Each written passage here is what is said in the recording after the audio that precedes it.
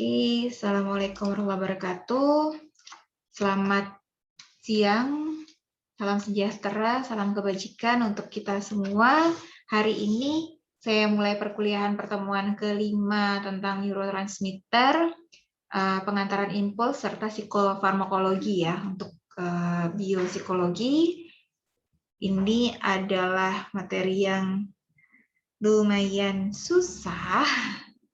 Jadi, saya akan coba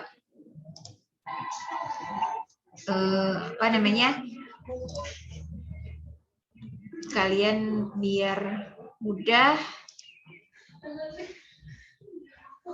itu nonton dulu.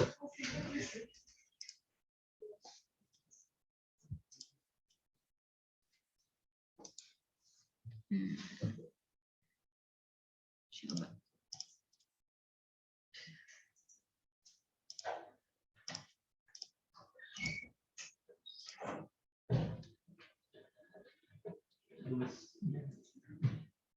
Kok malah kesini sih? Oh, nggak bisa di-download. Oh, oke, bisa nih.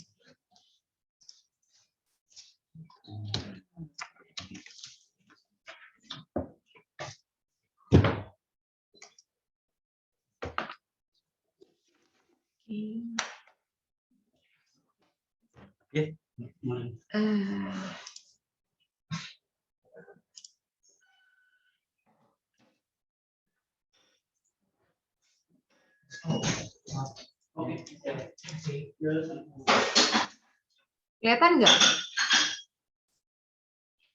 Kelihatan dan terdengar kah? Kelihatan Mbak, cuma suaranya Mbak Caca. nggak ada deh Mbak. Suaranya nggak ada. Sebentar. Iya, suaranya nggak ada Mbak. Sebentar ya. Share.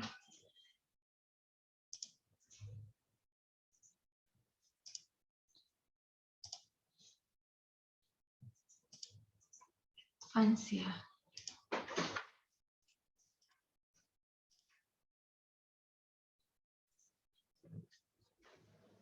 Malah nggak kesimpan di situ ya downloadannya.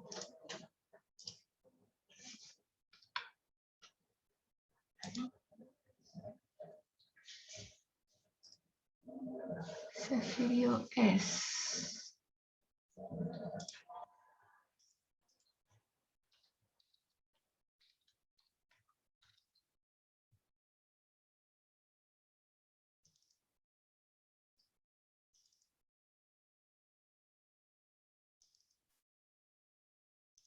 Coba.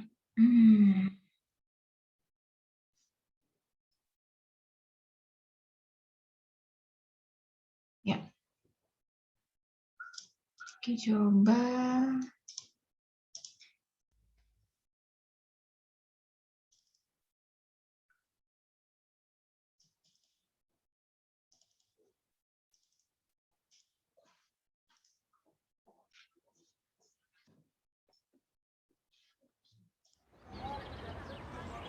Ini sudah bisa jelas? Yes, Today, students, we will talk about neurotransmitters. Our brain consists of billions of neurons, specialized cells which communicate with each other. Neurotransmitters are small molecules that transmit signals from one neuron to another across a synapse. In this way, they control all our feelings and emotions. There are different neurotransmitters, each having different tasks. This, for example, is GABA. By binding to his receptor, he creates the feeling of calmness and helps us to relax.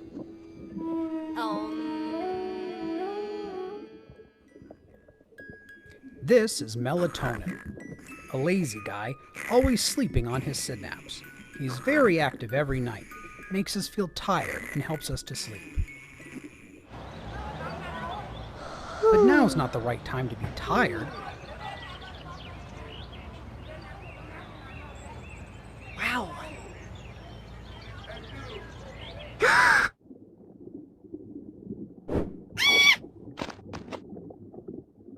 Now it's time for oxytocin.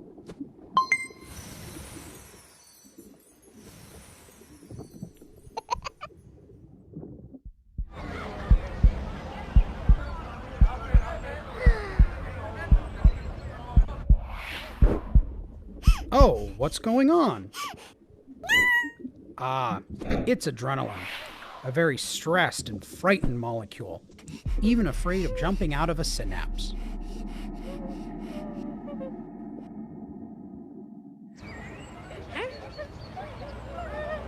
Come on, adrenaline, relax. It's not a scary situation. Maybe our friend GABA can help you calm down a little bit.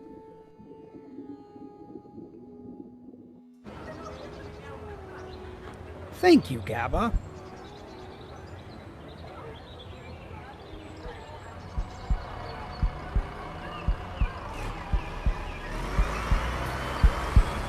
Now it's time to enjoy love. And time for dopamine to spread happiness all over the brain.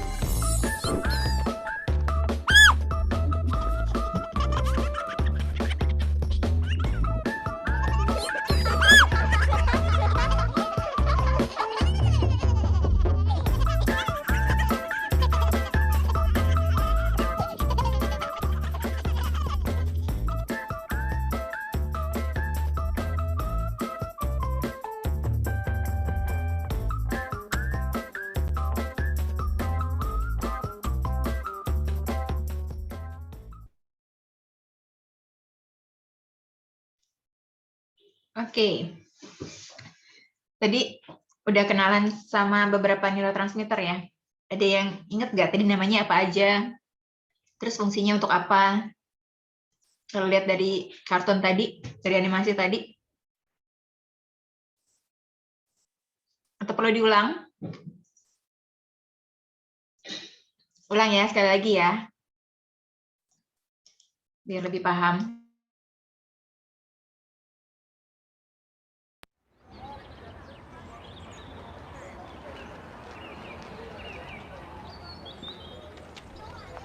Today, students, we will talk about neurotransmitters. Our brain consists of billions of neurons, specialized cells which communicate with each other. Neurotransmitters are small molecules that transmit signals from one neuron to another across a synapse. In this way, they control all our feelings and emotions.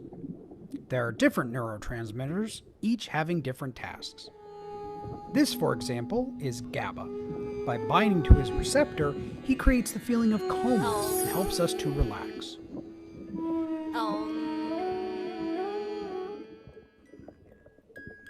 This is melatonin, a lazy guy, always sleeping on his synapse. He's very active every night, makes us feel tired, and helps us to sleep. But now's not the right time to be tired.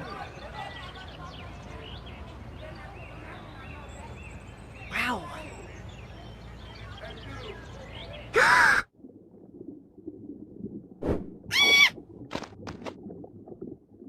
Now it's time for oxytocin.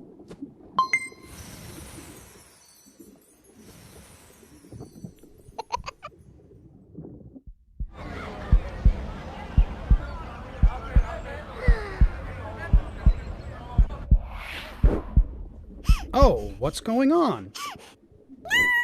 Ah, it's adrenaline, a very stressed and frightened molecule, even afraid of jumping out of a synapse.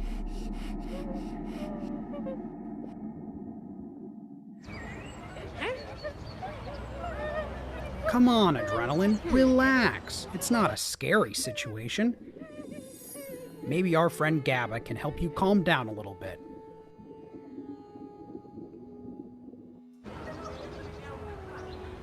Thank you, GABA.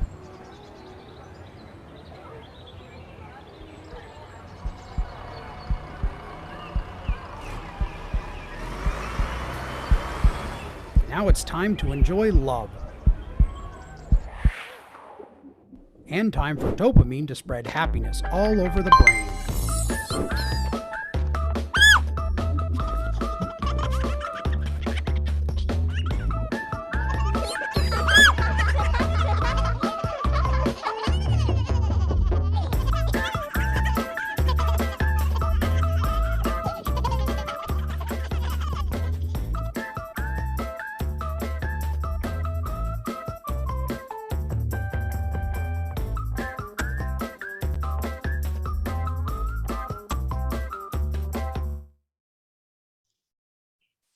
Gimana? Udah nonton 2 kali, udah agak lebih paham kah?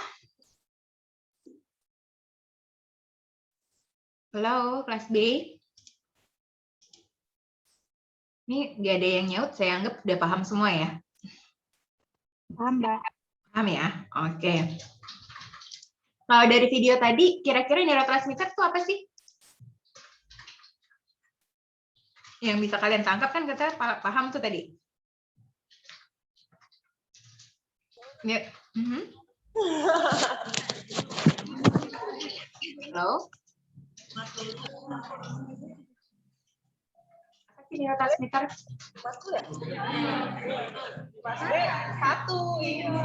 Ada yang bisa nyebutin nama-nama neurotransmitter yang tadi tampil nggak? Ada apa aja ya tadi? Yang saya ingat sih tadi ada dopamin, Yes. satu dopamin, terus yang saya lupa namanya tapi yang menolong buat tidur itu tuh yang salah satunya. Kalau yang dopamin kan buat bahagia gitu kan. Yes. Nah terus ada adrenalin. Adrenalin tuh kalau misalnya lagi kita kondisi tegang dan gimana, itu biasanya dia aktif. Yes. Ya, yang saya ingat sih itu. Oke, thank you. Ini saya nggak dengar, ini suara siapa ya tadi? Soki ya? Sultan. Siapa? Oh, Sultan. Oke, sorry, Sultan ya. Ini kok nggak akan muncul ya? Tadi yang lagi, sorry ini yang lagi, tolong di-mute ya. Siapa tuh tadi? Oke. Ya. Ya, pintar Sultan. Ya, tadi ada GABA, ada serotonin, ada dopamin, ada oksitosin, dan ada adrenalin. Ya. Dan terakhir tadi ada dopamin. Dopamin tadi udah saya sebut ya. Kalau berdasarkan urutannya tadi ada GABA. Ya, jadi kalau dilihat dari cerita dari video ini, nah neurotransmitter itu adalah zat kimia yang dikeluarkan dari satu neuron untuk ke neuron lainnya sebagai sarana komunikasi. Tadi dia bilangnya sinyal gitu ya. Jadi neuron itu bisa saling berkomunikasi, satu sel dengan sel lainnya bisa saling berkomunikasi dengan salah satu caranya adalah mengeluarkan zat kimia yang disebut neurotransmitter. Neurotransmitter itu macamnya banyak banget, bentuknya spesifik, beda-beda. Kalau kita lihat tadi si masing-masing itu, nih kayak GABA ya, ini GABA kan, tadi dibilang dia ada tonjolannya beda-beda tuh. Nih, kenapa? Karena dia tonjolannya ini bakalan masuk spesifik di tempatnya. Jadi GABA cuma bisa masuk di struktur yang kayak gini, kayak kunci sama gembok gitu. Kunci kan ujungnya kunci itu bisa masuk ke lubang kunci atau ke gemboknya kan spesifik masing-masing gitu. Nggak bisa kunci kamar tidur kamu dimasukin ke kunci kamar mandi gitu misalnya. Beda gitu kan struktur lubang sama struktur si ujungnya. Nah, si neurotransmitter juga prinsipnya kayak gitu. Atau waktu SMA mungkin kalian tahu enzim ya. Enzim bentuknya kayak strukturnya juga spesifik gitu. Nah, neurotransmitter juga seperti itu. Ya, spesifik nih benjolan-benjolannya si GABA ya cuma bisa nempel pada area yang seperti ini gitu. Kalau di area yang lain dia nggak bisa nih GABA tuh masuk ke areanya ke tempatnya serotonin atau tempatnya dopamin karena bentuknya beda lagi gitu. Ya. Terus sini ya tadi serotonin kalau nggak salah ini ya. Terus ini ini hormon neurotransmitter cinta ya, oksitosin ya. Dia meningkatkan tadi kan bikin deg-degan ketemu cowok cakep gitu ya, gairah gitu ya. Biasanya disebut neurotransmitter cinta. Ini si oksitosin langsung ping gitu dia nempel di sini kan. Terus udah gitu ini adrenalin. Adrenalin itu bukan cuma sekedar neurotransmitter, dia bisa sebagai neurotransmitter dan dia juga bisa sebagai hormon.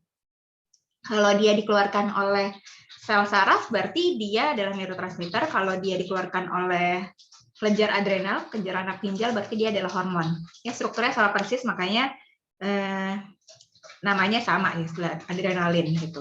Fungsinya juga sama, baik sebagai neurotransmitter maupun sebagai hormon, tapi kalau sebagai neurotransmitter dia memang lebih tepatnya untuk perlindungan diri ya. Kalau kita menghadapi bahaya, itu adrenalin akan keluar. Pilihannya adalah kita takut, kita kita flight gitu, kita sembunyi, kita menghindar dari bahaya tersebut, atau kita serang bahaya itu, kita dikejar anjing jadi bisa lompat pagar tinggi, itu karena adrenalin keluar banyak tuh. Biasanya sebetulnya nggak bisa gitu kan, ya. Nah itu adrenalin. Terus gara-gara adrenalin kan si cewek ini jadi kayak ketakutan gitu ya, ini cowok kayak berbahaya nih gitu. Maka adrenalinnya dibikin tenang sama GABA, karena GABA itu memang hormon untuk neurotransmitter yang memang fungsinya untuk membuat kita lebih tenang. Kalau kita lagi meditasi gitu ya, banyak di GABA yang keluar gitu ya. Terus begitu dia happy, dopamin deh keluar nih. Untuk tonjolannya kan beda lagi tuh ya, tonjolan-tonjolannya. Kira-kira kalau dari film animasi singkat ini seperti itu ya, cerita tentang neurotransmitter. Oke. Sekarang PPT saya sudah terlihat belum? Belum. Belum ya? Di saya belum, Mbak. Oke, tadi masih yang film tadi ya? Iya. Iya, akhirnya. Sebentar, stop share dulu.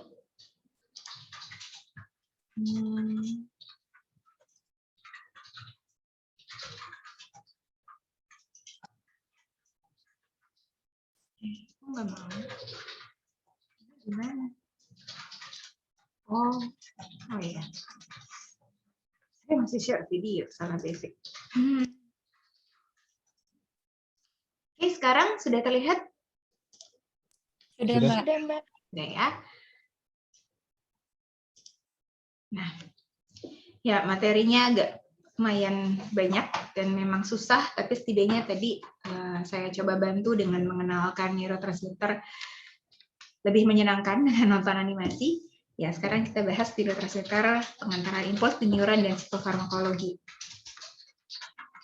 Oke, kalau ngelihat dari gambar ini nih neurotransmitternya, yang bulatan-bulatan warna orange ini kan ujung akson, ya, ini pangkal dendrit ya. Berarti tengah-tengahnya antara akson sama dendrit ini kita sebut apa nih?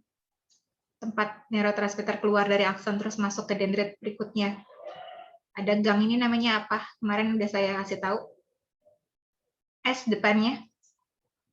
Sinapsis. Sinapsis, pintar ya. Sinapsis atau sinaps ya. Oke. Nah, ini bentuknya sinapsis. Jadi antara satu neuron dengan neuron lainnya itu nggak langsung ketemu, tapi kayak ada gangnya, ada celahnya di situ ya. Oke. Ini gambaran lebih lanjutnya lagi. Ini ketika neurotransmitternya mau keluar dari satu akson menuju dendrit berikutnya, ini tempat nerimanya. Tadi ini bola-bolanya ini neurotransmitternya. Terus kok ada kayak monsternya gitu? Iya.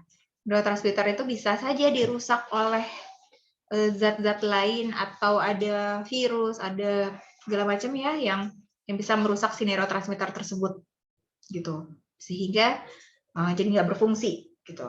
Jadi harusnya dopamin keluar, dopaminnya dirusak misalnya. Jadi kita nggak bisa happy deh loh. Kalau dopamin itu fungsinya, salah satu fungsinya untuk merasa bahagia ya. Kayak gitu. Nah, ini neurotransmitter. Jadi neurotransmitter itu tadinya disebutnya adalah protein. Protein yang bertanggung jawab pada transmitter sinyal, ya, pada komunikasi neuron gitu di sinapsis. Karena kenapa dibilangnya protein? Karena neurotransmitter yang pertama kali diketahui, yang paling pertama ditemukan itu bentuknya memang protein, ya. Seperti yang sudah pernah saya jelaskan waktu kita belajar tentang genetika, segala sesuatu yang menyusun tubuh kita itu protein kan. Warna kulit itu, pigmen itu adalah protein, yang bikin rambut jadi keras gitu, kuku itu ya, itu namanya kitin, itu protein. Apalagi yang semua sel-sel tubuh kita itu sebagian besar terdiri atas protein, hemoglobin buat ngangkut oksigen itu adalah protein, ya. Mbak, maaf, PPT-nya stuck di cover, Mbak. Oke, kok nggak balik? Oh dari tadi berarti nggak ngelihat dong. Sorry. Ya udah deh, nggak usah saya itu ya. Nah kayak gini aja ya. Ini tadi nih ya yang warna orange ini ya tadi ya si neurotransmitternya. Yang celahnya ini adalah sinapsis ya. Nah ini monster yang tadi saya bilang ya. Oke, kita juga lihat bahwa ada penghalang-penghalangin neurotransmitter gitu. Nah sekarang di slide ini tadi saya jelasin ya. Oke, thank you udah dikasih tahu. Itu masih di slide awal, Bu. Serius? Kenapa ya? Sebentar. Padahal saya sudah enggak ini loh. Saya enggak full screen.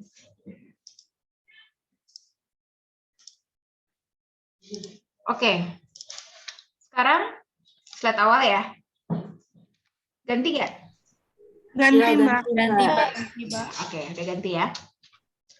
Ini tadi ya, yang saya tadi bilang ini celahnya. Ini celahnya inilah sinapsis, yang warna kuning keoren-orenan inilah neurotransmitternya.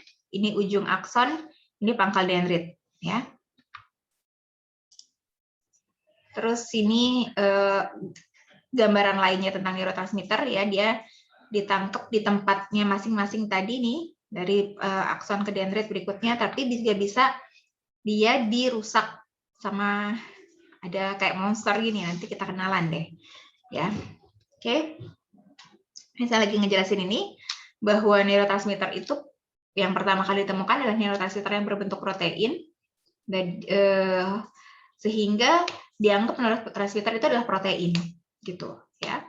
Dan sering dianggap sama dengan hormon. Tadi aja saya beberapa kali salah nyebut ya hormon karena memang kalau yang neurotransmitter yang bentuknya protein itu mirip banget sama hormon. Bahkan ada yang sama seperti hormon yang tadi saya bilang adrenalin. Adrenalin itu dia bisa berfungsi sebagai hormon, bisa berfungsi sebagai neurotransmitter. Bentuk zat kimianya sama persis, fungsinya juga gitu. Nah, cuman kenapa jadi berbeda gitu? Karena kalau neurotransmitter adalah seluruh zat kimia yang dikeluarkan oleh neuron untuk sebagai alat komunikasi secara kimiawi. Ya. Jadi neuron berarti apa? Jaringan saraf, ya. Sementara hormon adalah protein yang dikeluarkan oleh kelenjar endokrin. Ya. Beda banget. Kelenjar endokrin tuh contohnya ada pankreas, ada lambung, ada ovarium, ada testis, ada hipofisis ya. Nah, ada tiroid gitu. Nah, itu macam-macam kelenjar endokrin. Ya.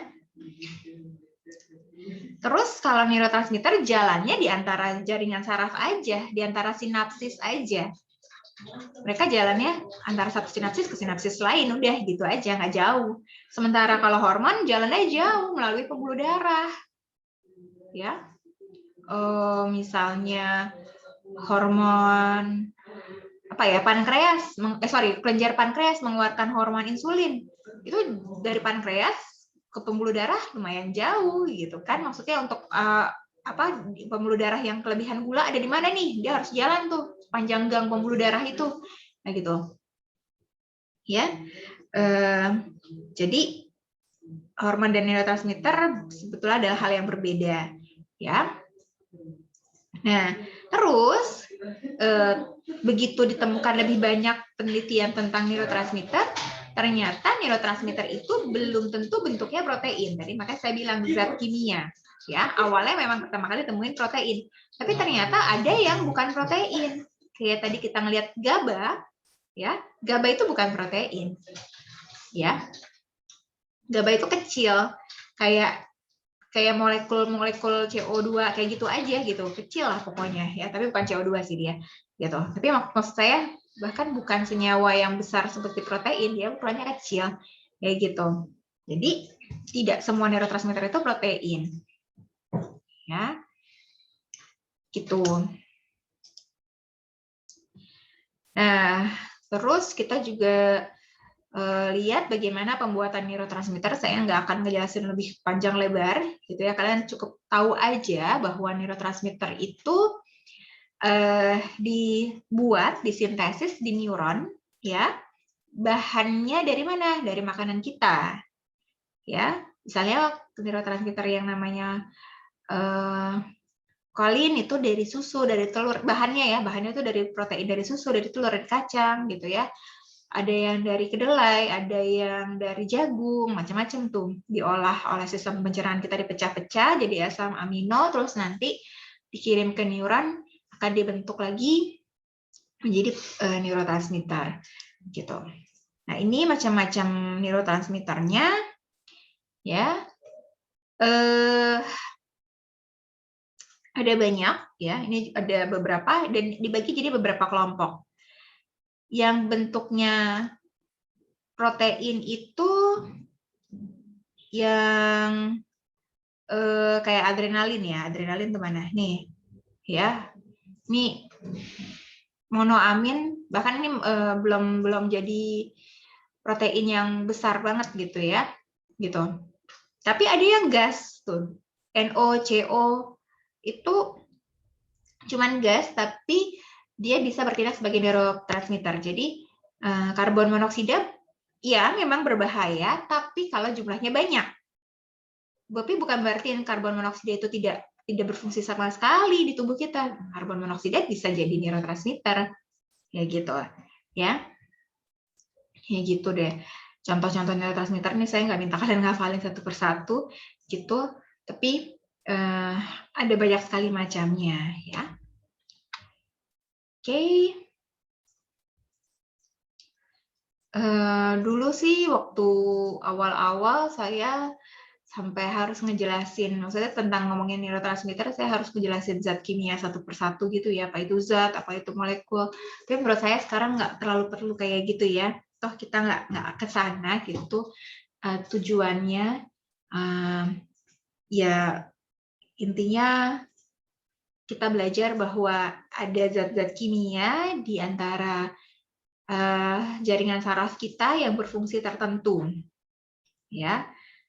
Ada area tertentu, fungsinya tertentu, dan kenapa kita harus belajar ya di psikologi? Kita harus belajar, misalnya kita harus tahu tentang ini karena ini berkaitan dengan emosi, ini berkaitan dengan perilaku manusia, gitu ya. Nah, yang pertama ini kita kenal ya asetilkolin, ya. Asetilkolin ini neurotransmitter yang fungsinya untuk pergerakan, ya, motorik gitu ya. Tapi selain itu juga punya fungsi untuk memori, untuk mengatur atensi gitu ya. Kalau kita pengen perhatiannya penuh nih, wah asetilkolin kita dikeluarin banyak supaya kita fokus kayak gitu. Terus untuk memasukkan memori, terus pengaturan mood ya, rasa haus itu juga salah satunya dipengaruhi oleh asetilkolin. Terus juga tidur REM. Apa itu tidur REM? Nanti kita belajar tentang tidur habis UTS ya. Tidur REM itu kalau kamu pernah ngelihat orang yang pas tidur terus matanya gerak-gerak gitu ya, atau bahkan kayak kebuka dikit gitu. Nah itu berarti dia lagi mengalami fase tidur rapid eye movement, yang matanya bergerak cepat gitu ya. Nanti semua orang pada saat tidur ada fase itu ya, cuman kalau kita sendiri kita nggak sadar kita lagi gitu ya. Kalau kita ngelihat orang lain, kenapa tuh matanya, wajar, emang itu salah satu fase tidur ya gitu. Terus memfasilitasi perilaku seksual, terus tonus otot ya, kontraksi otot itu juga dipengaruhi oleh asetilkolin ya. Terus nah jadi dia adanya di mana? Ada di hampir seluruh bagian otak. Tapi nggak semua neurotransmitter itu ada di seluruh bagian otak juga ya. Asetilkolin iya ada di seluruh bagian otak. tapi ada yang hanya ada di bagian tertentu gitu. Nah, terus tadi yang Sultan tadi apa tuh Mbak yang kayak tadi tidur, iya ini dia serotonin. Dia fungsinya untuk tidur, terus apa namanya mengatur kapan kita tidur, kapan kita bangun, terus dia mengatur barengan sama adrenalin itu bisa ngatur tentang agresi ya. Terus juga ketika kita mengalami sakit itu apa nyeri gitu, ada luka gitu, itu juga serotonin berpengaruh ya, berfungsi untuk itu. Terus temperatur suhu tubuh ya, itu juga supaya tetap tidak naik atau tidak turun terlalu drastis suhu tubuhnya, itu juga salah satunya diatur oleh serotonin. Nah, kalau serotoninnya mengalami gangguan, kelebihan, kebanyakan serotonin misalnya ya, atau kekurangan serotonin, nah ini bisa menyebabkan gangguan abnormalitas tertentu ya, abnormalitas psikis tertentu, misalkan jadi depresi, jadi cemas gitu ya. Ya kan tadi serotonin itu kan kayak bawaannya ngantuk gitu kan, bawaannya ya itu jadi kayak lemes gitu ya, jadi makanya depres gitu jadinya. Jadi suasana hatinya nggak enak, jadi redup gitu. Nah itu kalau kebanyakan serotonin ya, salah satunya gitu ya. Terus dopamin. Dopamin kebalikannya dari serotonin ya. Dopamin, di sini nggak ada oksitosin. Ya, dopamin sebetulnya dopamin ini untuk apa tadi pengambilan keputusan, untuk merasa supaya lebih happy kayak gitu-gitu. Barengan oksitosin dia bisa apa meningkatkan rasa cinta gitu ya, gairah. Nah, itu barengan oksitosin tuh dia. Cuman oksitosin bisa berlaku sebagai neurotransmitter, bisa juga berlaku sebagai hormon. Ya, mirip dengan adrenalin itu si oksitosin. Gitu. Terus apa? Ya tadi begitu si orangnya tadi udah pacaran gitu ya. Nah, itu jadi ada dopaminnya keluar lebih banyak gitu kan, karena memang itu untuk relationship juga fungsi dari dopamin gitu ya. Terus juga pas ngerasain makanan manis, makanan terlalu asin, itu juga dopamin keluar. Ya gitu-gitu, banyaklah fungsinya. Jadi satu neurotransmitter itu fungsinya bukan cuma satu, banyak gitu. Nah, karena dopamin ini fungsinya untuk hal-hal yang menyenangkan, ya, maksudnya terkadang ada orang yang bukan terkadang ya, salah satu stimulan, salah satu zat adiktif itu kalau kita ada orang-orang yang mengkonsumsi itu untuk meningkatkan stimulannya itu untuk meningkatkan dopamin keluar lebih banyak. Jadi merasa happy gitu. Ya. Itu dopamin. Norepinefrin nama lainnya adalah noradrenalin, epinefrin nama lainnya adalah adrenalin, ya. Nah, norepinefrin dan epinefrin atau noradrenalin dan adrenalin kerjanya antagonis. Antagonis itu berarti saling berlawanan, ya. Kalau misalnya epinefrinnya meningkatkan detak jantung, ya. Norepinefrin kebalikannya gitu, ya. Jadi dia agak sedikit melebihi, otot jantungnya dibangkitkan tapi agak lebih lambat gitu dibanding adrenalin, kayak gitu ya. Terus untuk kewaspadaan, untuk proses belajar, nah itu norepinefrin ya.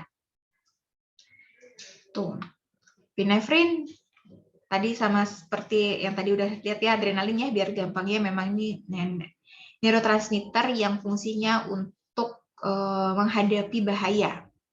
Ya, jadi kita bisa melakukan mengambil keputusan ketika ada bahaya harus ngapain ya. Nah, itu karena adrenalin atau epinefrin.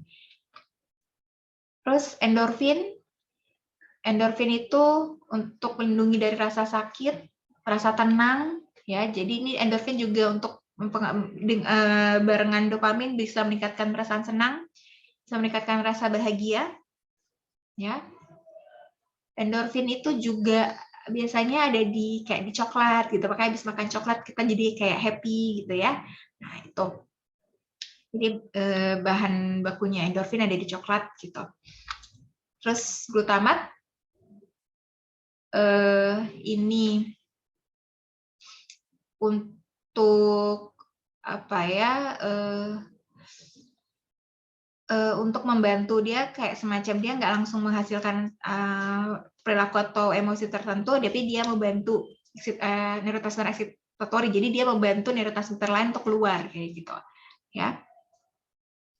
Tapi kalau kelebihan glutamat ini bisa jadi ada gangguan juga, ya. Jadi kebanyakan glutamat dia jadi banyak mengeluarkan neurotransmitter tertentu, akhirnya neuronnya kerja terus-menerus gitu ya, sehingga impulsnya terjadi terus-terusan gitu, akhirnya tegang neuronnya tegang, itulah yang jadi kayak ada kejutan listrik di otak yang kejutan terlalu kayak pernah tahu epilepsi ya, nah itulah akibatnya jadi epilepsi, jadi kayak orang yang epilepsi kan kejang tuh, itu kayak getar-getar terus karena terlalu banyak neuronnya jadi kayak banyak yang terlalu aktif gitu ya. Jadi kayak ada lecutan listrik di kepalanya yang membuat kondisi kejang itu. Gitu, makanya kelebihan glutamat berbahaya seperti itu ya. Terus ada gangguan bipolar juga. GABA tadi kita udah kenalan sama GABA gitu. Ya untuk ketenangan ya, untuk supaya sinyalnya tepat ditembakkan tepat sasaran, sinyal listriknya itu dibantu sama GABA juga. Ya, GABA ada di area tertentu. Tadi kan saya bilang nggak semua neurotransmitter itu ada di seluruh area otak. Contohnya kayak GABA hanya ada di hipotalamus, hipokampus, korteks cerebellum, basal ganglia gitu ya, retina gitu. Jadi nggak semuanya ada. Misalnya di parietal nggak ada gitu. Ya. Oke. Nah, ada zat-zat lain yang membantu neurotransmitter, ada agonis ya. Dan ada neuromodulator. Agonis itu zat lain yang membantu kerjanya neurotransmitter. Ya, misalnya kan ini nih neurotransmitternya mau masuk ke sini nih. Ini ada pintu masuknya. Bisa masuk, tapi begitu dia masuk, terus dia nggak bisa keluar ke sini karena di sini merah yang ujungnya ketutup nih, gitu kan? Nah, terus sehingga kalau dia dibantu sama si agonis, ini kan neurotransmitternya masuk yang kuning ke sini, ya. Terus dia berubah, gitu dia masuk, yang merah ini berubah jadi hijau gini kan, ya. Tapi nah, untuk supaya dia keluar harus nempel agonisnya supaya dia bisa keluar. Kayak gitu, ya. Jadi untuk membantu keluar masuknya neurotransmitter dari satu sinapsis, perpindahan neurotransmitter ke sinapsis lain, ke neuron lain itu agonis, ya. Terus neuromodulator, ya. Ini juga mirip dengan agonis ya, jadi dia membantu agonis, dia sama dengan agonis, tapi dia kalau agonis itu zat lain, zat yang selain neurotransmitter. Kalau neuromodulator bisa saja neurotransmitter yang satu, bisa saja kayak tadi tuh kerjanya siapa ya tadi, kerjanya glutamat gitu ya. Nah, glutamat itu selain dia sebagai neurotransmitter, dia juga bertindak sebagai neuromodulator. Karena dia adalah neurotransmitter yang membantu neurotransmitter lain, gitu. Tapi kalau agonis dia zat yang bukan neurotransmitter, gitu ya. Nah kebalikannya antagonis. Kalau tadi agonis sama neuromodulator itu sama-sama zat yang mensupport neurotransmitter, kalau antagonis zat yang menghambat kerjanya neurotransmitter. Gara-gara ada dia, neurotransmitternya nggak bisa masuk atau nggak bisa keluar. Kayak gitu. Ya, karena bentuk dia mirip dengan salah satu neurotransmitter, sehingga kalau ada dia jadi nggak bisa berfungsi neurotransmitternya. Gampangnya kayak gitu. Ya.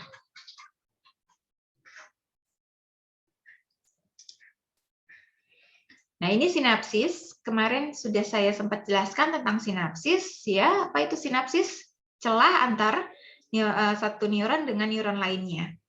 Ya. Nah, ini neuron yang atas atau yang di depan, berarti bagian di sininya adalah akson, ya. Terus yang ini adalah neurotransmitter yang neuron yang di belakangnya atau yang di bawah ini, berarti ini adalah dendritnya, ya. Neurotransmitternya yang bulat-bulat ini keluar, molekul-molekulnya itu. Nah, terus bagian dari sinapsis itu ada presinaps dan postsinaps. Ya, presinaps itu adalah bagian ujung akson sebelum ketemu sama sinaps. Sinapsnya ini gangnya, berarti sebelum sinaps itu presinaps. Terus setelah sinaps itu postsinaps. Postsinaps berarti pangkalnya dendrit. Gitu ya. Oke. Jadi presinaps itu neuron yang mengirimkan transmisi atau sinyal. Postsinaps adalah yang menerima. Ya, kayak gini bentuknya ya. Nih kayak kalau gambarnya ini kayak kunci masukin ke lubangnya masing-masing, ini presinaps, ini sinapsnya, kuncinya itu adalah neurotransmitternya, terus masukin ke postsinaps-nya, reseptornya. Gitu. Sebentar. Saya cari videonya lagi biar gampang. Ini juga agak susah kalau cuma saya ngomong doang, kalian nggak kebayang.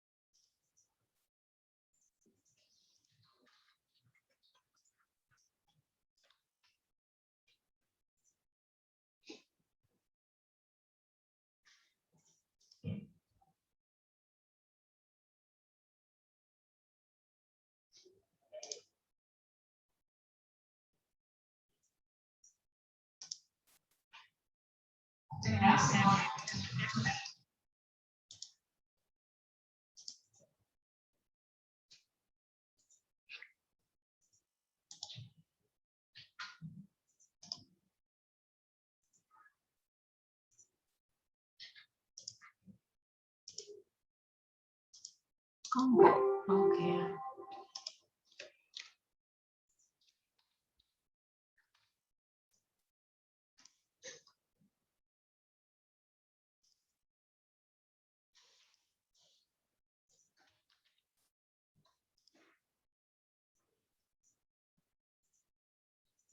Belum ya.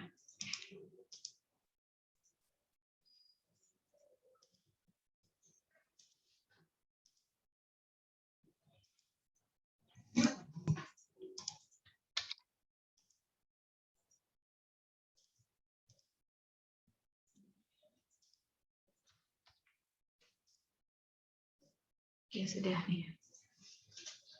Oke.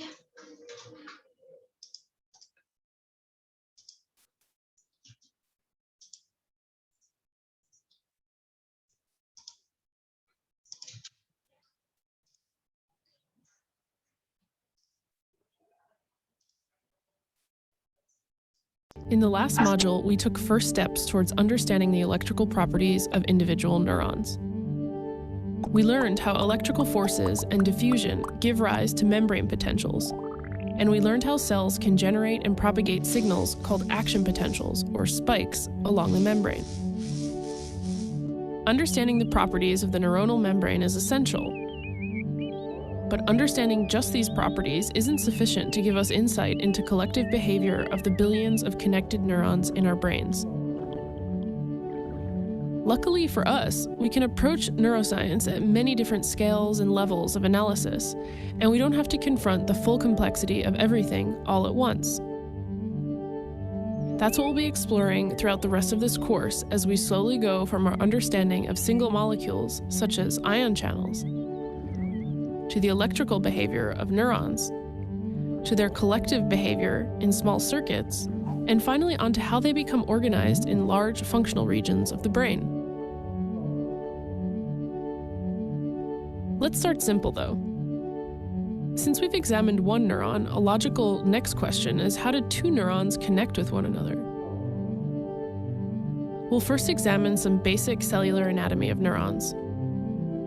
So far, we haven't made too much of the fact that the majority of neurons are polarized cells. That is, they have one portion of the cell for receiving inputs and another portion for sending outputs. The parts of the cells that are specialized for receiving inputs from other cells are called dendrites. The word dendrite comes from the Greek word dendron, meaning tree, and as you can see, the dendrites have a branching, tree-like structure. A signal received by a dendrite is passed to the cell body. If there is sufficient depolarization of the cell body membrane to initiate an action potential, then an action potential is sent down the axon. The axon then carries the propagating action potential to another neuron. So what actually happens at the boundary between two neurons, between the axon of one neuron and the dendrite of another? This interface is called a synapse. There are two general types of synapses: electrical synapses and chemical synapses. Electrical synapses are less common in our own nervous systems, but they're simpler to think about, so let's start with them. Electrical synapses are basically pores between two cells that allow ions to pass through. They allow the passage of the electrical signal through to a neighboring cell without much fuss. It's not so different than just combining two cells into one larger cell. There are lots of reasons that nature might need synapses like this from time to time. They're fast and they allow cells to couple together with a high degree of synchronicity. But most neurons are connected together by a much more complicated structure called a chemical synapse. In a chemical synapse, rather than simply passing along an electrical signal from one cell to another, the action potential travels to the end of the axon and causes a chemical to be released into a very small space between the two neurons called the synaptic cleft. This chemical is taken up by the downstream neuron on the other side of the cleft. This chemical signal can cause the downstream neuron to depolarize its membrane, converting the chemical signal back into an electrical one. Or it can have other effects on the cell. This chemical step is slower than transmission across an electrical synapse, but it opens up an enormously diverse repertoire of different and more complex kinds of signaling. And synaptic function plays a critical role in computations performed by neurons.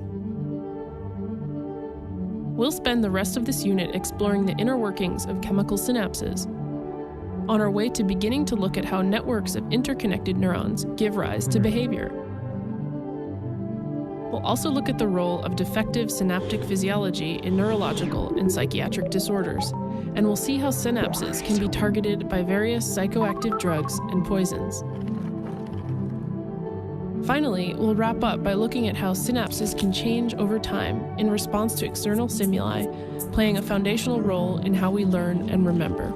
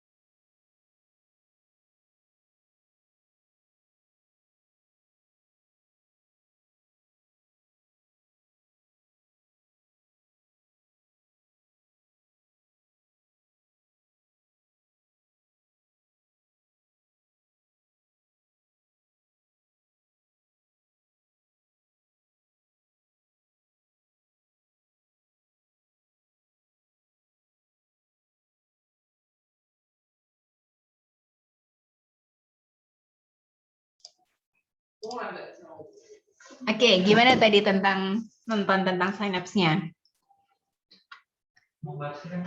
Semakin susah ya?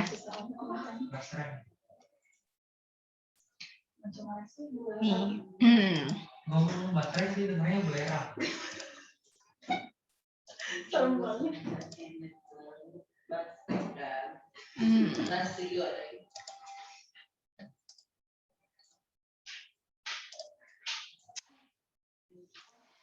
Nah, ini tadi ini perpindahan neurotransmitter ke satu neuron ke neuron lain.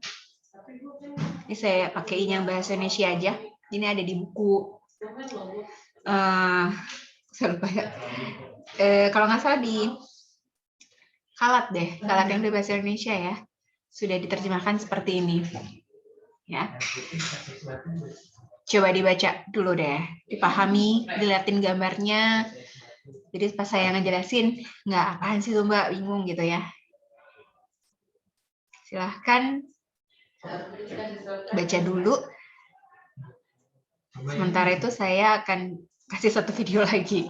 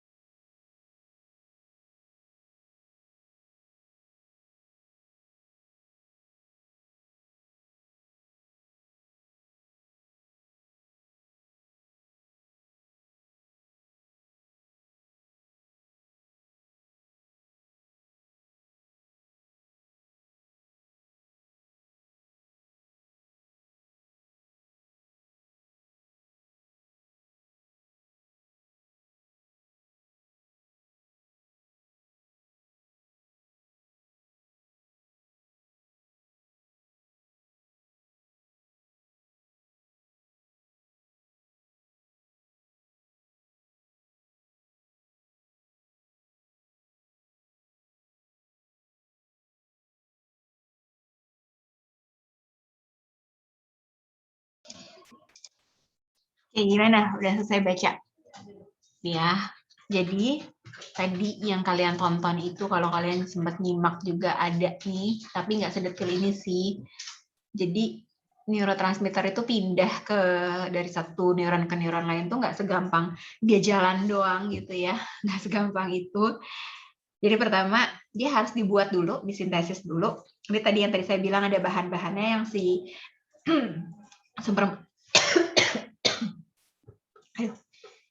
seperempat lingkaran ini itu ada seperempat lingkaran warna biru ini itu bahannya neurotransmitternya. Terus dia digabung, dibantu sama enzim pensintesis namanya yang bentuknya kayak per merah ini. Dia digabung-gabung jadi satu lingkaran biru. Ya, berarti langkah pertamanya jadi ada 7 langkah gimana dia pindah. Yang pertama adalah harus disintesis dulu dong, harus dibuat dulu neurotransmitternya. Ya. Terus udah jadi bulatan biru kayak gini, dia disimpan dalam lingkaran. Kemarin kita udah kenalan namanya vesicle ya. Nah, kenapa dia harus disimpan dalam lingkaran ini? Harus dikemas, harus dibungkus dalam lingkaran ini, ya. Dibungkusnya nanti dibantu sama badan Golgi ya. Kemarin kita udah kenalan sama badan Golgi. Supaya dia pada saat keluar dari pas dia jalan sepanjang akson itu ya, itu kan akson itu lumayan panjang untuk perjalanannya si neurotransmitter. Itu dia nggak dianjurin sama zat-zat lain atau sama hal-hal lain yang ada di dalam neuron gitu, supaya dia awet gitu, supaya dia aman. Maka dibungkus dulu di dalam vesicle. Kemudian lihat lebih efektif ya, satu vesicle bisa menampung beberapa neurotransmitter. Jadi lebih cepat juga jalannya, lebih banyak neurotransmitter yang bisa bergerak gitu. Jadi kayak kendaraannya si neurotransmitter itu tuh, si vesicle ini ya. Nah, terus kalau vesicle-nya bocor, nih makanya vesicle yang bolong gitu hancur, rusak, maka neurotransmitternya juga bakalan dirusak nih. Jadi dalam perjalanan ini nggak semuanya neurotransmitter itu bakalan aman sampai tujuan keluar dari akson. Bisa aja dia mengalami kerusakan, banyak hal sih yang bikin terjadi kerusakan kayak gitu. Maka gitu dia rusak, nggak bisa berfungsi lagi.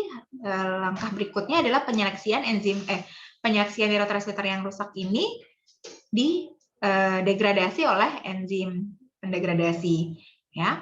Nah, yang aman perjalanannya sampai sini itu langkah keempat, dia akan bergabung nempel sama membran presinaps ya, membran sel yang ada di bagian ujung akson, membran presinaps. Dia gabung nempel di sini. Terus bentuknya membran presinaps jadi menyesuaikan dengan bentuknya si vesicle ini kan, jadi melingkar gitu. Terus kemudian dia keluar, lepaskan nih. Langkah kelima dia keluar, nyampe di sinaps.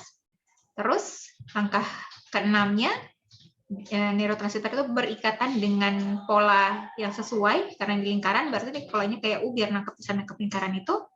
Terus udah gitu keterima deh sama reseptor postsinapsnya. Ya, gitu. Nah, kalau ya di sini sudah selesai nih, dia diaktifasi dari yang sini. Karena dia sudah keterima di sini, baru dipergunakan buat apa sih neurotransmitter tersebut tadi gitu. Yang kayak contoh di animasi pertama, untuk bikin tenang, untuk bikin apa, baru bisa berfungsi ketika dia sudah sampai reseptornya. Kira-kira gitu 7 langkahnya. Oke. Paham? Ini kita banyak istilah-istilah baru, banyak itu kayak memang sudah saya ingatkan dari kemarin, ini materi yang paling susah gitu.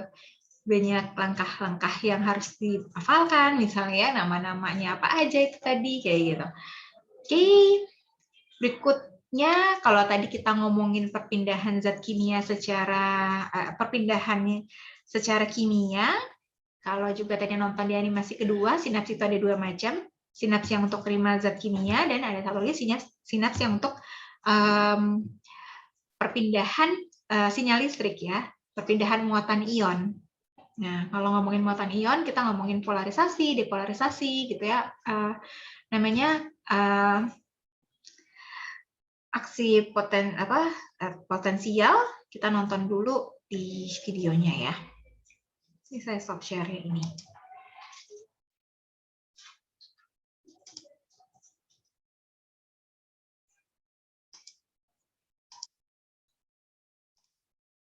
Ya, action potensial atau potensial aksi.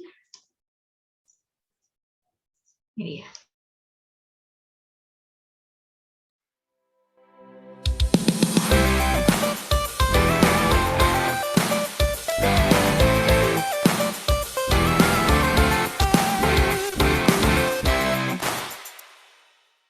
I've said before that a nerve impulse is an electrical signal that travels along the neuron, but it's not quite electricity as you may know it. Electricity is the flow of electrons, but in a nerve impulse we use the word potential to describe the movement of charged particles across the membrane of a cell. The charged particles flow like a wave down the axon, moving in and out of the cell. The movement is mostly of positively charged ions, not negatively charged electrons like you might imagine. Let's look even closer at the cell membrane. At rest, when a neuron isn't firing, there's a high concentration of sodium ions outside of the cell membrane, and also a high concentration of potassium ions in the cytosol of the cell. The sodium and potassium channels are gated and closed. Because of the difference in number of sodium and potassium ions, as well as the presence of negative ions like chlorine, there's an overall negative internal charge of negative 70 millivolts. The beginning of an impulse is marked by depolarization. This means that the voltage-gated sodium channel is opened and the sodium rushes into the cell. The influx of positive charges quickly shifts the electric potential of the membrane so that now the outside is more negative and the inside of the cell is more positive. This change in polarity will close the sodium gate.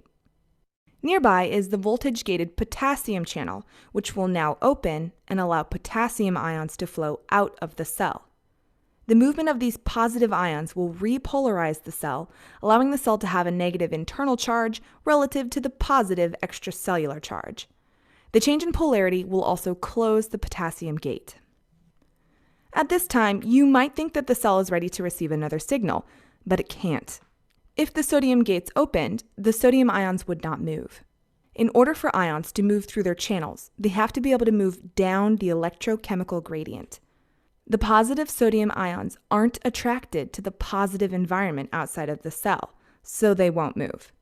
Another signal can't be sent until the sodium and potassium ions have moved back to their resting potential positions.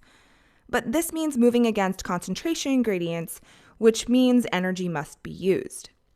During the refractory period, the sodium-potassium pump will move 3 sodium ions out of the cell and 2 potassium ions into the cell with 1 ATP molecule. This must happen constantly and rapidly, so the brain uses a significant amount of your body's energy. In a matter of milliseconds, the sodium-potassium pumps will restore resting potential and another action potential can move through. Nerve impulses are actually waves of action potentials, which means ions are flowing in and out of the cell in a wave-like pattern. Because of the refractory period where sodium ions will not flow out of the cell by diffusion, action potentials can only move in one direction. They begin at the dendrites and they end at the axon terminals. This wave-like region where the action potentials are flowing are referred to as the local current.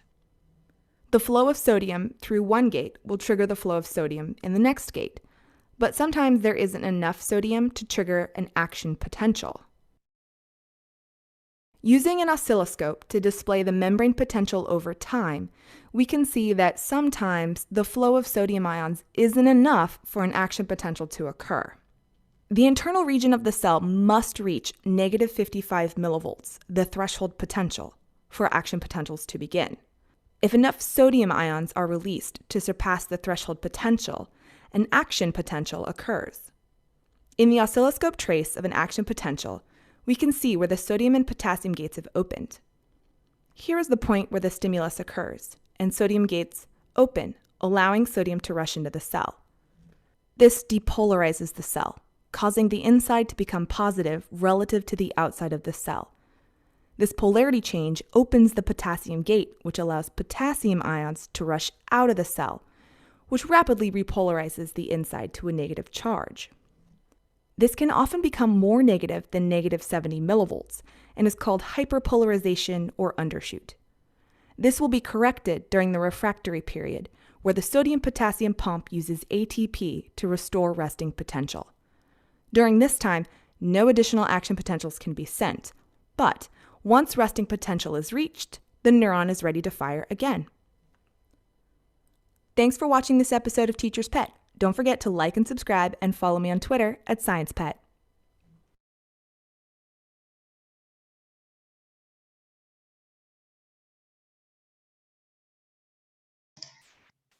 Lebih susah lagi ya. Jadi kita baru cuman ngomongin fisika, ngomongin biologi sama kimia. Sekarang tambah lagi fisika.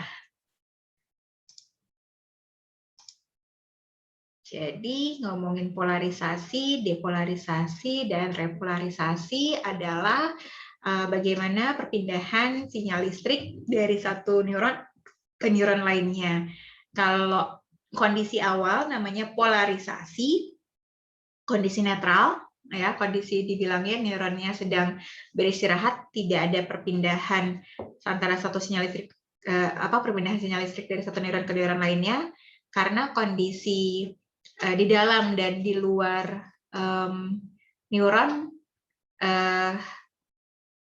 ionnya sama, ion positif dan ion negatif jumlahnya seimbang. Ya, ion positif tadi kation ya, tadi ada Na+, ada K+, gitu. Ion negatifnya disebutnya anion, tadi ada Cl- misalnya ya, kayak gitu. Ya, kalau jumlahnya sama, tadi kan ada positif negatif gitu ya, itu berarti itu adalah kondisi polarisasi. Kemudian ketika jumlahnya berbeda, ya terjadi perbedaan muatan listrik dari di dalam sel dan di luar sel, ya, maka itu terjadi depolarisasi, ya. Nah, terus jadi terjadi penurunan beda potensial listrik ya. Kalau hyperpolarisasi kebalikannya, terjadi peningkatan potensial listrik.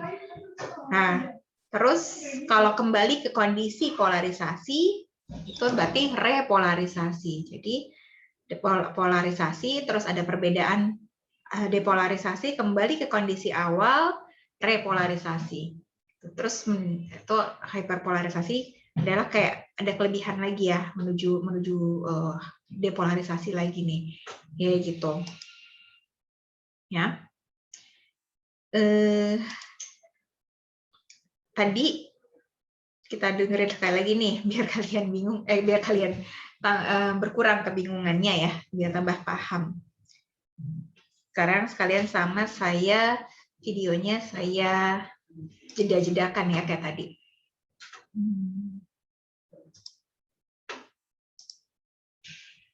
Tadi saya nggak share screen ya. Sorry, yang tadi PPT-nya malah nggak saya share lagi.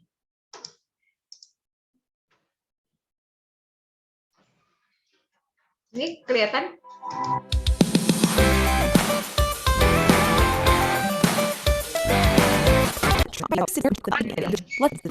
The movement is mostly of positive.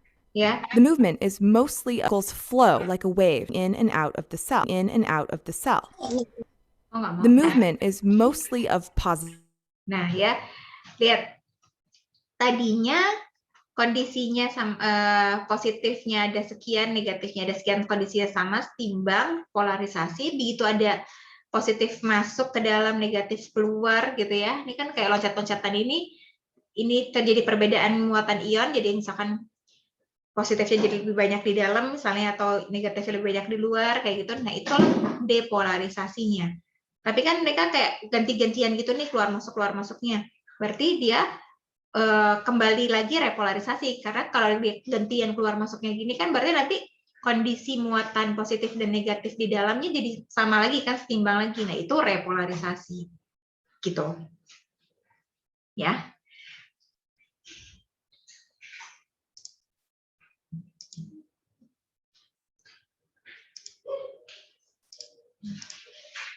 Nah, ketika proses polarisasi, depolarisasi dan repolarisasi tersebut juga kalau kita lihat dari videonya tadi juga ada sebetulnya nggak cuma sekedar positif negatif, tapi kan ada positif itu apa aja sih? Oh, ada kation, ada yang kation itu ada tadi ada natrium plus, ada K plus gitu ya. Nah, dia mau masuk atau dia yang anionnya Cl- mau keluar kayak gitu. Nah, itu dibantu ada EPSP dan ada IPSP. EPSP itu excitatory postsynaptic potensial ya.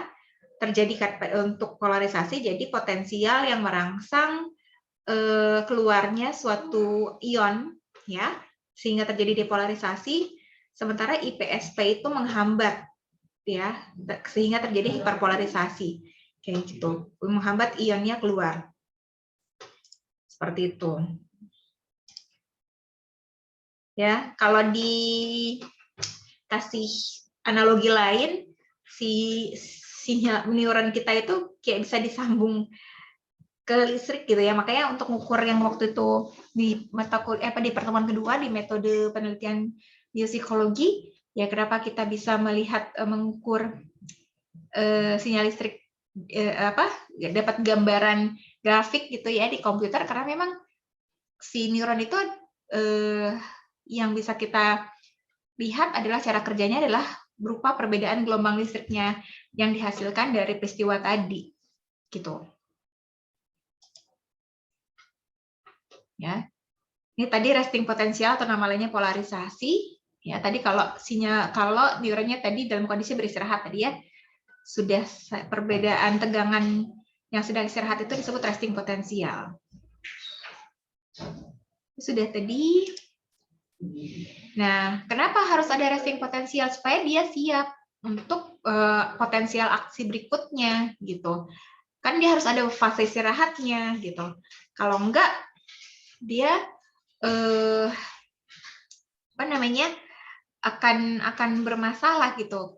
Dia harus ada fase antara gantian gitu.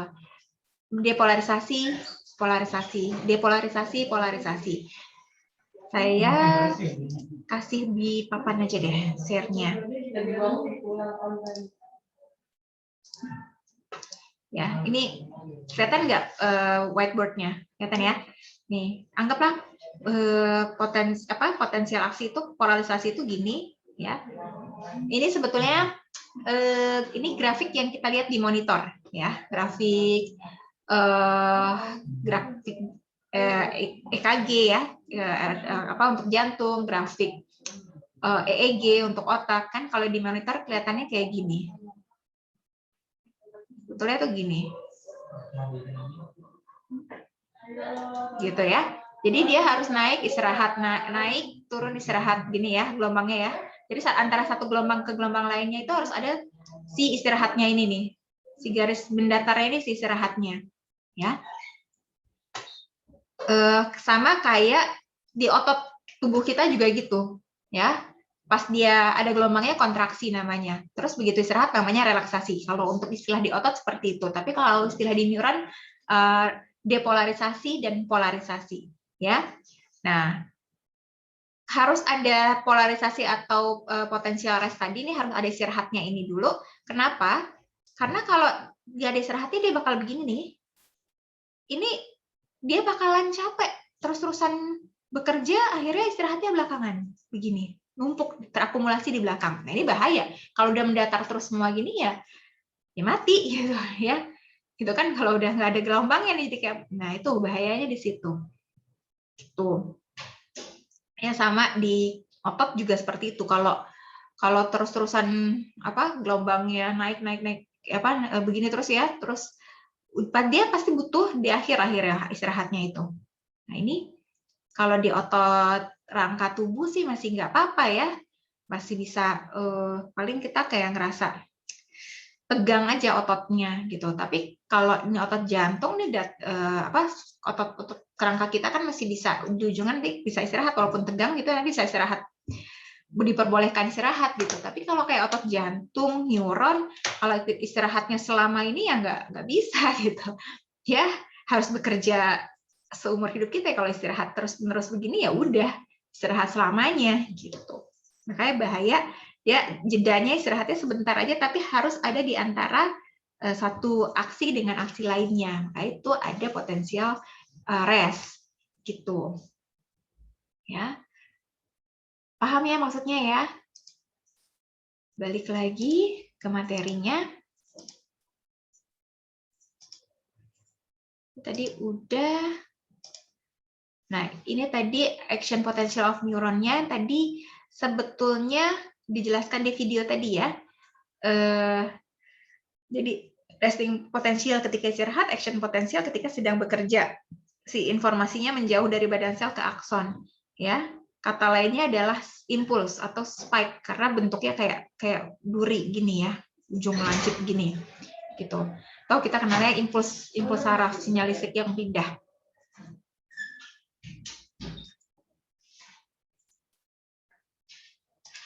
Nah, ini depolarisasi tadi, ledakan aktivitas elektrik ya. Jadi kalau ngomongin fisikanya ada berapa perpindahan voltnya gitu, perbedaan tegangannya gitu ya. Dari 0 jika ada tegangan menuju ke angka minus 55 milivolt gitu ya. Atau disebutnya threshold. Gitu. Nah, kalau nggak sampai angka minus 55 ini berarti nggak terjadi action potensial.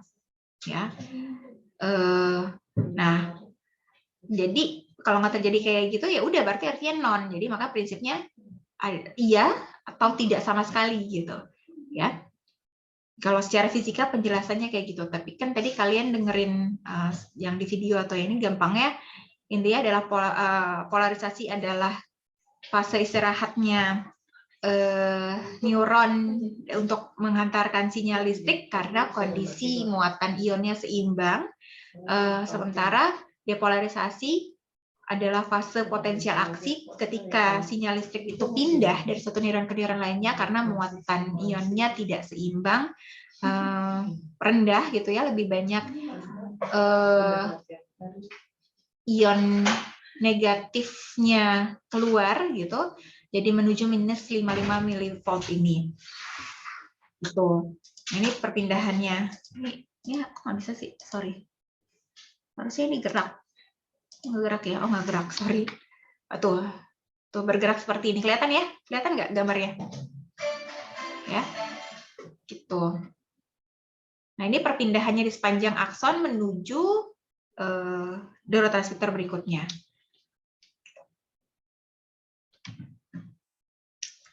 Oke, ada pertanyaan, ada komentar sebelum saya membahas materi terakhir tentang psikofarmakologi?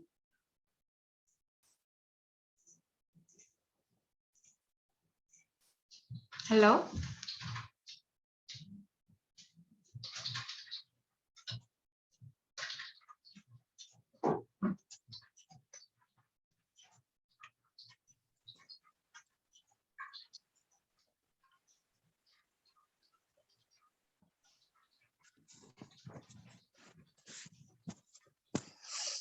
Nggak ada? Kalau nggak ada, saya lanjut ke materi terakhir hari ini adalah mengenai psikofarmakologi. Nah, kalau melihat gambarnya kan orang dipenuhi obat-obat kayak gini ya, mukanya penuhi obat-obat semua kayak gini ya. Ya, ini saya ngasih pengantar. Sebetulnya kita punya mata kuliah pilihan psikofarmakologi, pembahasannya jauh lebih banyak. Kita kenalan aja dulu yang namanya psikofarmakologi itu apa.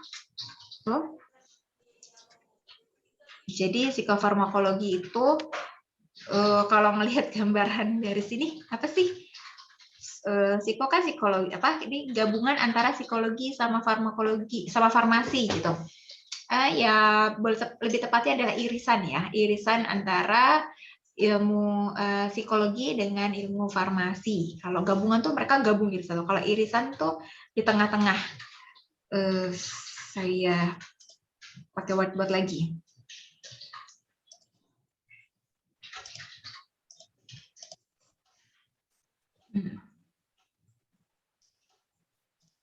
Ya. Nah, ini ada dua lingkaran ya. Yang lingkaran di sebelah kiri adalah psikologi, lingkaran yang di sebelah kanan ini farmasi ya. Kayak gini ya. Nah, jika farmakologi itu di sini, yang saya coret-coret ini, yang saya arsir ini. Ya. Jadi ketika psikologi sama farmasi ketemu, beririsan seperti ini, nah hasil irisannya adalah psikofarmakologi. Jadi bukan gabungan. Kalau gabungan dua lingkaran ini gabung jadi satu, kan nggak gitu, ya. Di psikofarmakologi kita nggak belajar misalnya obat-obatan dari bahan alam gitu, enggak gitu ya. Di psikofarmakologi kita nggak belajar misalnya tahap perkembangan, ya gitu, ya. Kita hanya belajar mengenai bagaimana pengaruh zat kimia, terutama obat-obatan yang disintesis manusia, ya, yang bukan alamiah, berpengaruh terhadap perilaku dan kognitif individu. Kira-kira seperti itu.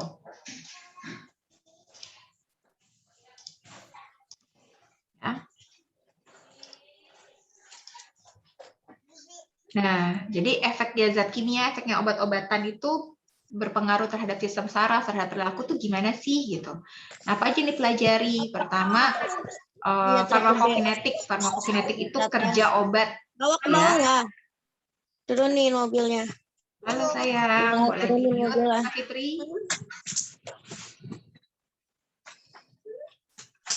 Kak Fitri. Saya mute ya. Oke. Jadi bagaimana kerja obat di dalam tubuh kita, bagaimana keefektifan obat gitu ya. Misalnya, obat ini diminum 2 kali sehari, yang 3 kali sehari, itu efektifnya seperti apa? Efek bagaimana pemberian obat berulang-ulang, placebo effect. Placebo effect itu pernah dengar nggak?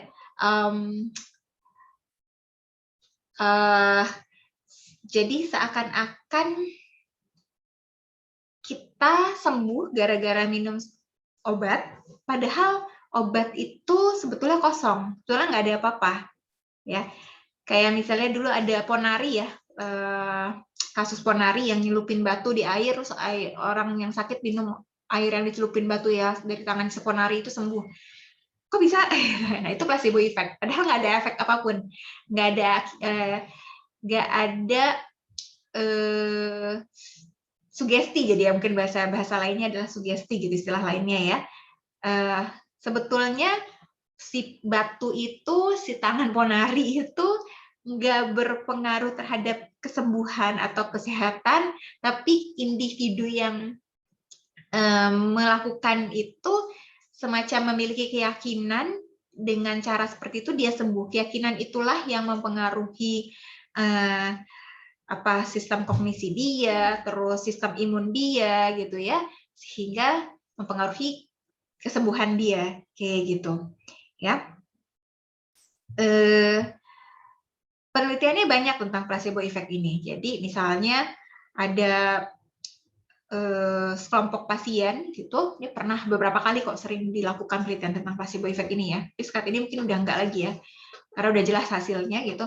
Jadi ada sekelompok pasien disuruh minum pil, padahal pilnya kosong, nggak ada zat apapun di dalamnya. Terus kalau dibilangnya kalau minum pil ini kamu akan sembuh, gitu. Nah, pasien-pasien ini merasa yakin dengan omongan tersebut bahwa minum pil ini akan sembuh, terus dia jadi sembuh, padahal di situ nggak ada zat kimia apapun yang berfungsi menyembuhkan si penyakit. Nah, itu berarti dia placebo effect. Ya, bahkan ada kebalikannya dari placebo, nocebo ya. Itu jahat sih penelitiannya. Dibilangnya kalau kamu minum ini kamu malah akan tambah sakit. Atau misalnya, sorry saya kemarin salah ngasih obat tuh, gimana ya? Mungkin jadi bahaya tuh obatnya. Padahal kosong juga, sama pil yang dikasih tuh kosong, nggak ada zat apapun. Terus itu mempengaruhi emosi negatif kita jadi ketakutan, bahkan bisa menyebabkan penyakit lebih parah dan kematian. Itu kebalikannya efek placebo ya, efek nocebo. Gitu. Terus efek obat-obatan terhadap neurotransmitter. Tadi saya sempat bilang ada zat tertentu yang bisa membuat dopamin lebih banyak keluar atau membuat neurotransmitter tertentu jadi susah keluar kayak gitu ya. Jadi itu psikofarmakologi, dan sekarang misalnya kondisi psikologis berpengaruh terhadap perbedaan tingkat kesembuhan pasien yang diberikan obat yang sama ya kondisi. Nah kan dari sejak pandemi COVID ini kan banyak yang bilang kita harus happy gitu supaya kita tetap sehat. Dan jadi banyak yang belajar tentang psikofarmakologi tuh dengan adanya pandemi COVID ini. Banyak yang tahu jadinya, oh kalau kita happy, sistem imun kita meningkat, kita akan lebih cepat sembuh, atau kita jadi agak lebih susah terkena COVID, kayak gitu-gitu. Nah, itu juga dipelajari di psikofarmakologi. Gitu ya. Terus, gangguan pada neurotransmitter nih, tadi saya misalkan asetylcholinnya terganggu kerjanya, entah kelebihan, entah kekurangan, entah jumlahnya sama tapi dihambat untuk keluar kayak gitu-gitu, maka akan ada gangguan-gangguan psikologis, misalnya skizofrenia, adiksi nikotin, berarti adiksi rokok ya, epilepsi, Alzheimer gitu. Nah itu juga bisa dipelajari di psikofarmakologi. Untuk lebih lanjutnya ya, saya nggak akan detail ini gimana caranya gitu ya. Itu contohnya seperti itu. Terus neurotransmitter addiction ini juga ada fantasi, ya, ada arousal, ada superreality, satiation gitu ya, akibat-akibatnya dengan mental illness. Kalau kelebihan atau kekurangan, kelebihan dopamin akan jadi timbul fantasi yang arah ke schizofren misalnya ya, kayak gitu. Kelebihan adrenalin jadi gairahnya meningkat, jadi bisa manic, jadi kayak rasanya seneng terus gitu ya, apalagi ditambah kelebihan adrenalin plus dopamin gitu kan, gitu jadinya jadi mania tuh kayak merasa happy terus padahal harusnya lagi sedih gitu, tapi kerasa senang terus ya kayak gitu. Itu contoh-contohnya. Nah, gimana sih zat apa tadi? Nggak bisa. Ya. Gimana suatu zat mengganggu kerja neurotransmitter, misalnya di sini alkohol ya. Alkohol itu bisa mengganggu kerja glutamat sama GABA. Gitu. Ya, akhirnya dopaminnya keluar lebih banyak misalnya ya. Jadi kan kalau orang yang minum tuh kayak habis minum tuh kayak rasanya seneng gitu ya. Itu karena peningkatan dopamin yang keluar gitu. GABA-nya diturunkan. Jadi kan GABA tadi fungsinya untuk menenangkan, jadi enggak, jadi diturunin gitu ya, gitu dihambat di sini. Pada garis ini di penghambat si alkoholnya itu, contohnya seperti itu.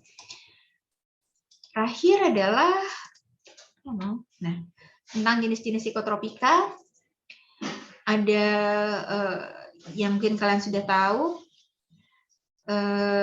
Stimulan, depresan, halusinogen, udah pernah tahu ya. Kalau stimulan itu adalah zat-zat kimia yang berfungsi meningkatkan kewaspadaan, meningkatkan rasa senang kita, jadi kayak lebih energik, lebih bersemangat gitu ya. Kayak doping lah gitu. Nah ya dopingnya para atlet tuh dari stimulan ya. Atau sebetulnya stimulan ada banyak di sekitar kita ya. Minum kopi itu stimulan. Teh itu stimulan ya, kafein, tein, coklat juga stimulan, tapi masih dalam kadar yang tidak berisiko ya, masih diperbolehkan untuk dikonsumsi secara publik gitu. Nah, ada lagi misalnya minum apa sih kerating deng, itu juga stimulan tuh, gitu. Nah itu udah mulai agak berbahaya walaupun dijual umum, tapi itu agak berbahaya karena tingkat stimulannya tinggi ya. Nah, yang lebih berbahaya lagi yang memang sudah secara cepat menimbulkan semangat atau perasaan senang berlebihan itu ya zat-zat obat-obatannya apa, ekstasi gitu ya, sabu gitu. Nah, kebalikan dari stimulan adalah depresan, jadi menurunkan. Depresan itu sebetulnya juga banyak digunakan di rumah sakit sebagai obat bius ya pada saat operasi supaya pasien tidak merasakan ya namanya di operasi itu kan kulit kita dibuka gitu itu sakit gitu, sakit banget gitu ya. Apa namanya terus dijahit, tusuk jarum gitu kan, itu sakit ya. Supaya kita tidak merasakan rasa sakit tersebut, diberikan depresan, ya, morfin biasanya ya. Dalam kondisi tertentu ya diperbolehkan memang untuk saat itu, tapi penyalahgunaannya kan ya menggunakan morfin bukan pada saat dia mengalami operasi gitu, supaya ngurangin rasa stresnya dia, rasa cemasnya dia, ya itulah penyalahgunaannya gitu tuh, depresan. Terus halusinogen itu yang bikin kita mengalami halusinasi, biasanya dari ini ya, bilangnya jamur ajaib gitu ya. Jadi kalau menghirup atau makan zat itu, kita ngerasa, oh kita bisa terbang, oh kita, itu apa ya? Itu kok kayak kita ada di luar angkasa ya, gitu. Pokoknya halusinasi itu, gitu. Seperti itu. Terus antipsikotik ini juga sebetulnya obat-obatan untuk mengurangi, untuk diberikan pada para penderita gangguan psikosis ya gitu. Tapi ya bisa disalahgunakan oleh orang-orang ya lain gitu. Makanya ini psikotropika, masuk ke psikotropika. Seperti itu. Ada pertanyaan? Materi saya sudah selesai. Oh, nggak mau. Mouse-nya nggak berfungsi sih. Kecepatankah atau saya mungkin menjelaskannya kurang gimana gitu? Silahkan kalau ada komentar, ada pertanyaan. Oh, mic saya yang nggak bisa nyala? Apa gimana? Oh, mic-nya Safitri ya? Udah saya mute, Safitri. Halo? Mbak, izin bertanya. Yes, Sultan? Itu kan salah satu jenis psikotropika kan ada halusinogen. Apakah halusinogen itu dipakai untuk pengobatan juga atau hanya zat ilegal yang tidak boleh masuk ke dalam tubuh? Kalau untuk pengobatan saya nggak tahu ya, tapi yang saya tahu adalah ada beberapa ritual yang dari suku-suku tertentu yang menggunakan itu gitu. Ada untuk upacara adatnya gitu ya, seakan-akan jadi bisa berkomunikasi dengan arwah lah kayak gitu-gitu. Ya menggunakan zat tersebut gitu ya, pakai jamur, saya lupa sih nama jamurnya, bukan Aurelia, bukan jamur kuping, jamur kuping yang kita bisa makan. Apa ya nama jamurnya? Saya kok jadi lupa. Jamurnya itu bentuknya, bentar ya, jamur. Menarik gitu aja, bentuknya tuh menarik. Tapi itu berbahaya.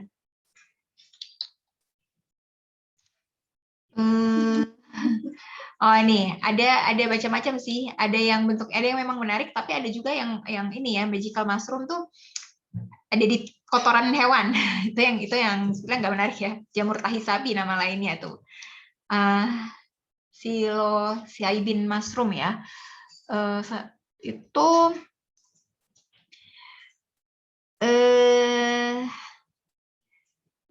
ya walaupun ya ada sih bisa meredakan depresi berat gitu ya, meredakan, dipergunakan paling untuk antipsikosis, untuk orang-orang yang depresi berat itu ada penggunaannya seperti itu. Cuman biasanya untuk ritual adat tertentu ya. Gitu. Ya sebetulnya mereka bukan bisa, kalau kita secara logis mereka bukan bisa jadi ngomong sama arwah ya, mereka mengalami halusinasi ngomong sama arwah sih, gitu aja. Gitu.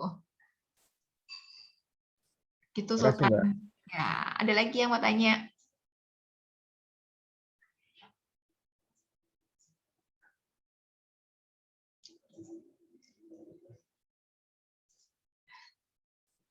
Ada lagi kah?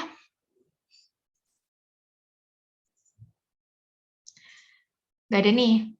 Oke, kalau nggak ada, materinya sudah ada di Google Classroom, lengkap dengan, sebentar saya cek lagi, linknya tadi udah semua belum ya?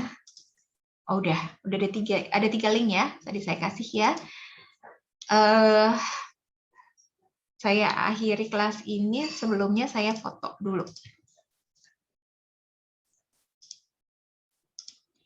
Oke, siap. Ini ada berapa slide? Ada 2 slide.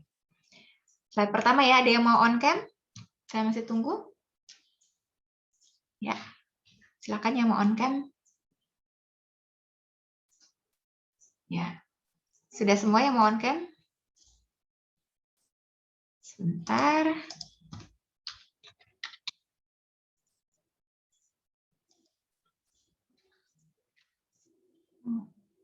Mana pennya?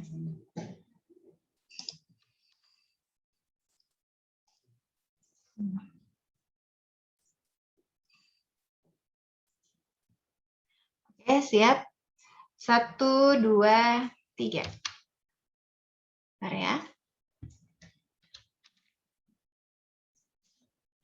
Satu ya, sebentar saya simpan dulu.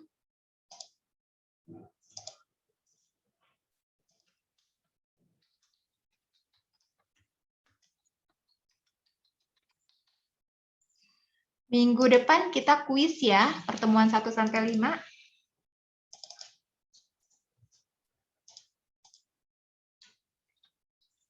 Kuisnya menggunakan Quizizz. Silakan pelajari yang belum tahu tentang Quizizz. Googling aja gimana cara pakainya. Yang sudah tahu, yang mungkin sudah familiar, mungkin akan lebih mudah. Coba-coba aja dulu. Quizizz itu banyak. Ini slide kedua ya. Kamila mau on cam apa enggak? Itu soalnya kepalanya kepotong. Nah, oke. 1, 2, 3.